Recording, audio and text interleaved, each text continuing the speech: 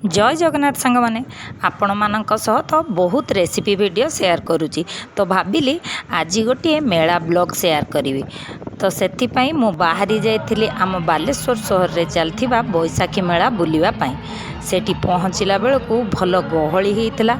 गेट्र right side रे food stall सब पड़ता एंड लेफ्ट रे आम विष्णु भगवान सबू अवतार कुंज ये करा जाइथिला। तो प्रथमे भगवान को दर्शन करी आउ तापरे आगो को माड़ी जाइथिली मेला बुलिया पाई।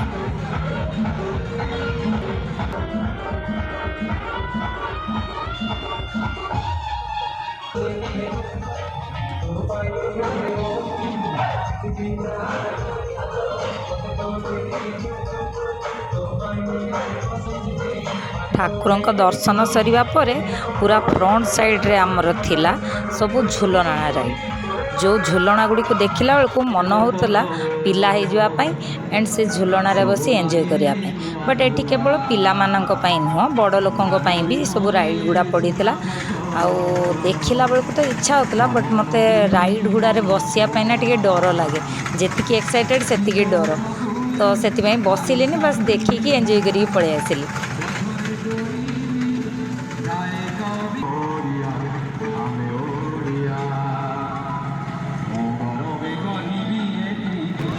स्टेज साइड रु परफॉर्मेंस स्टार्ट होबार साउंड आसुला बट डिसाइड कली कि प्रथमे पूरा मेला बुलबी देन लास्ट रे परफॉर्मेंस एंजॉय करी कारण परफॉर्मेंस देखिया को रही गले ना लेट हो सो मु चली जाइथिली मेला रे दिया जाइथिबा स्टॉल सबू बुली देखा एते सारा जिनस देखिला बेलू ना मन होता सबू स्टॉल किछि ना किछि नहीं जिबा पई बट जेतेबेले हजबैंड कर फेस को देखिले ना तांको एक्सप्रेशन देखिकी भाबिली सबू तो नुहे बट किछि तो नबार अछि। आई फिल कि मेला आम भाया लेडीज मान केवल पड़ी था कारण एते सारा दुकान रे ना 80 ରୁ 90% जिनस लेडीज मानकर पड़ी था बाकी 10 to 14 माने 15% पखापाखि फिल हुए कि मेल मानकर बा किड्स मानकर बट बेसिकली फीमेल मानकर जिनस पड़ता है तो तेणु करी मत फिल हुए जे ये सबू माने मेलाटा पूरा आम पड़ी।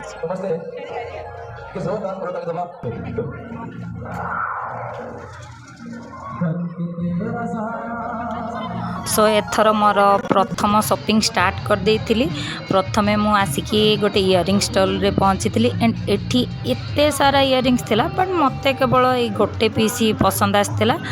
एंड जहार प्राइस थिला ओनली 40 रुपीस। आपण मान को मो इयरिंग्स टा केमती लागुची कमेंट रे निश्चय जणाइबे।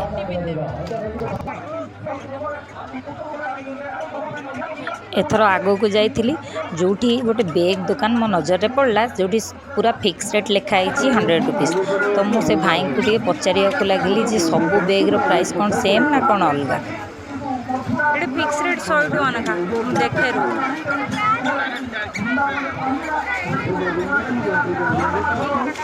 भाई जहाँ भी ने 100 टका ना खाना तुम्हें तो ये फिक्स रेट 100 टका मारछ।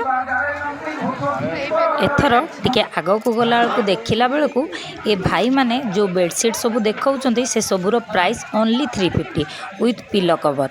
तो आउ डेरी न करी मु भी से गोटे पीस नहीं आसती कारण एटा पूरा प्योर कॉटन रे थिला एंड डबल बेड साइज रो भी थिला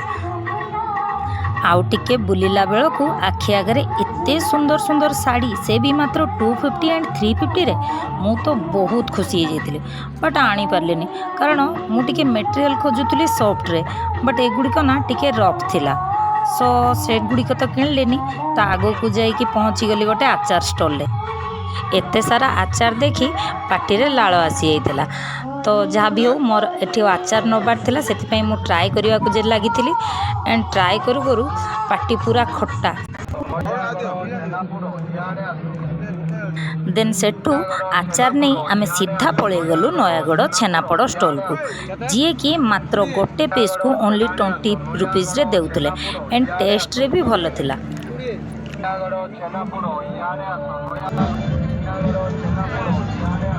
केंदी अछि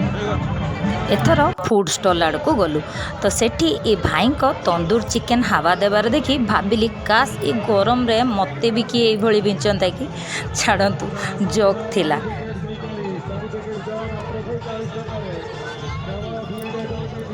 ए फूड स्टल रे गोटे जिनस देखा पाइली जोटा मते बेसी भल लगी। वर्तमान केवल भाई माने नुहति आम माँ भौणी माने मध्य निज स्टल सबू ए मेलारे देइछंती एंड वी आर इक्वल बोली फील करने सह अन्य मानकु फील भी करे पारछंती। That's really impressive.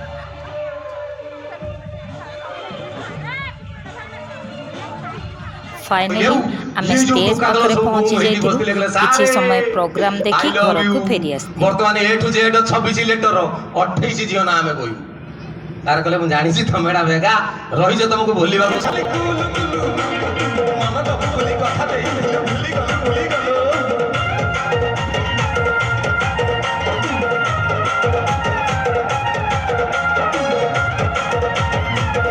तो सांग मैंने आपण मैंने जदि ये मेला ब्लॉग सब देखापी चाहूँगी ताहले निश्चय कमेंट रे जनइबे